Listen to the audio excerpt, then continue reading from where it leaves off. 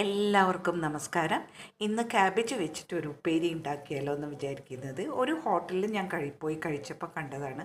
White കളറുള്ള cabbage ഉപ്പേരി. അതിന് വറവിട്ടിട്ടില്ല, ഒന്നുമില്ല, പക്ഷെ നല്ല ടേസ്റ്റ് ഉണ്ടായിരുന്നു. ഏകദേശം അതുപോലെ ഉണ്ടാക്കാമെന്നാണ് വിചാരിക്കുന്നത്. ക്യാബേജ് ഞാനിവിടെ ഗ്രേറ്ററിൽ ഇട്ടിട്ട് പൊടി പൊടിയായി ഗ്രേറ്റ് ചെയ്തെടുക്കുകയാണ്. ഗ്രേറ്ററിലേക്ക് 2 പച്ചമുളകും കൂടി ഇട്ടിട്ട് ഗ്രേറ്റ് ചെയ്തെടുക്കുക.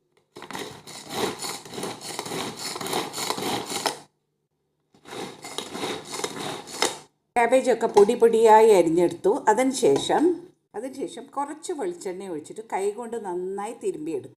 ആവശ്യത്തിന് ഉപ്പ് ചേർക്കുക. കൈകൊണ്ട് നന്നായി തിരുമ്പി യോജിപ്പിക്കുക. 1 ടീസ്പൂൺ തേങ്ങയും ചേർക്കുക കേട്ടോ.